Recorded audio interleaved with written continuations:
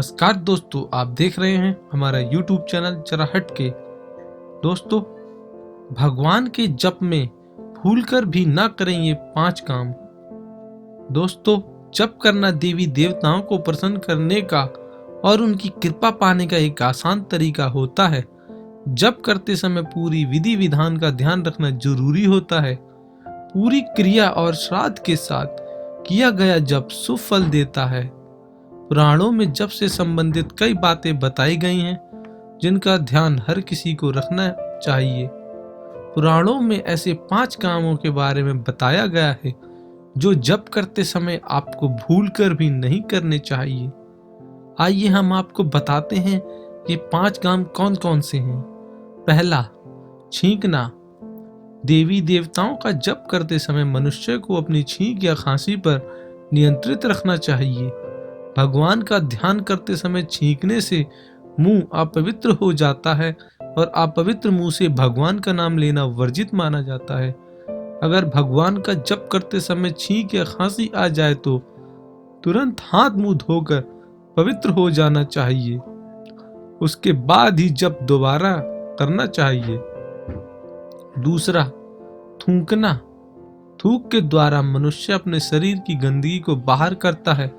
देवी देवताओं का ध्यान या जप करते समय ऐसी कोई भी क्रिया करना वर्जित माना गया है।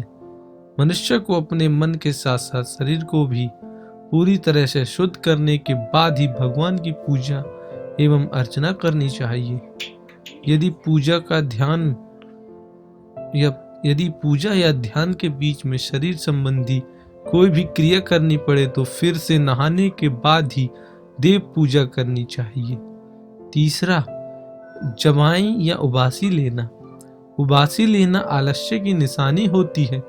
जो मनुष्य सुबह उठने के बाद भी उबासी लेता रहता है या नींद की अवस्था में रहता है, उसे भगवान की पूजा अर्चना करने की मनाही होती है।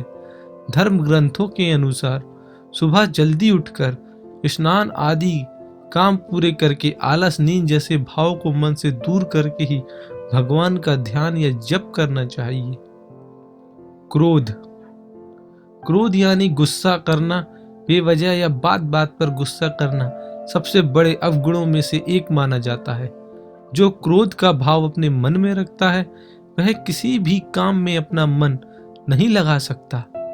देव पूजा और साधना के लिए मन का शांत और एकाग्र होना बहुत ही जरूरी होता है। अशांत मन से किया गया जब भी कभी फल नहीं देता।